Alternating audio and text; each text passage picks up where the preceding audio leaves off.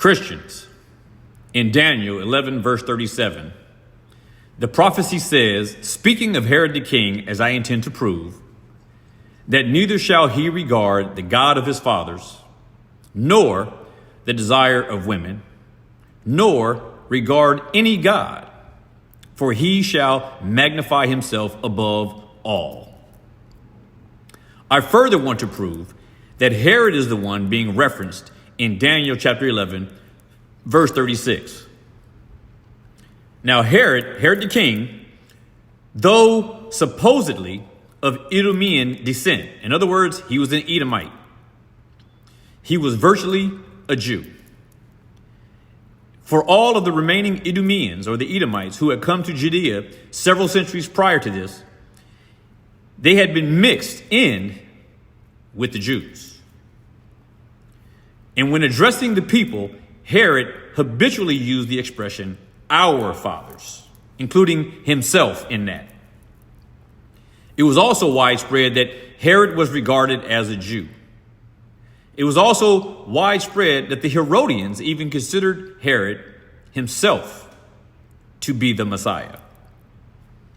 So in introducing the worship of Caesar, Herod conspicuously failed to regard the God of his fathers, as you see in this verse 37.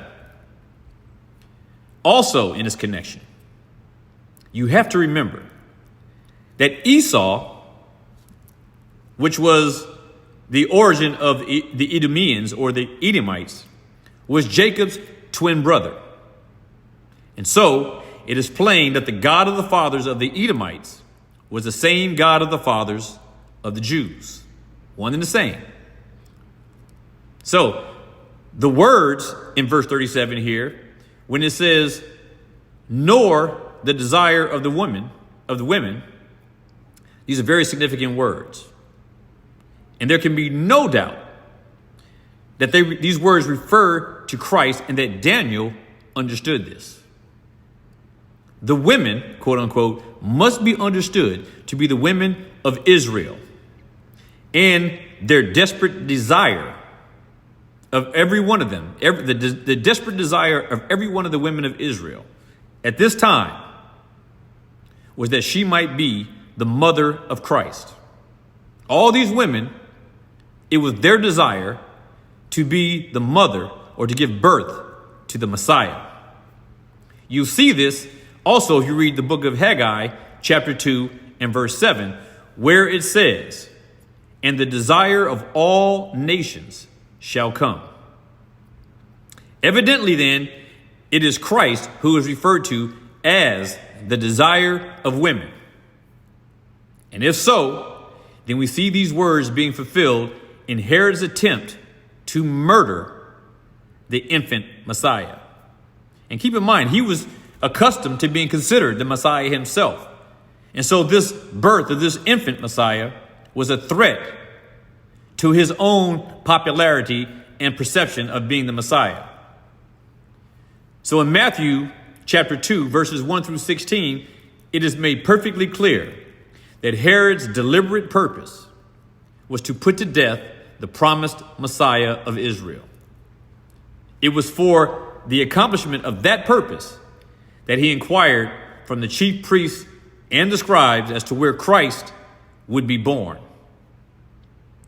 The slaughter of the babies of Bethlehem was an atrocious act without any rival in history that I know of. And it was also an event that had been foretold by Jeremiah in his words when he says, the voice was heard in Ramah, lamentation and bitter weeping, Rachel weeping for her children. Each one of those murdered infants was the desire of his own mother.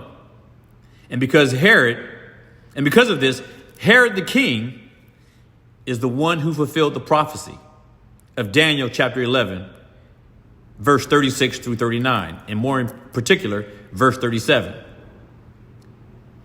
And he does so, he fulfills this prophecy in one of several ways that completely goes contrary to all dispensational eschatology.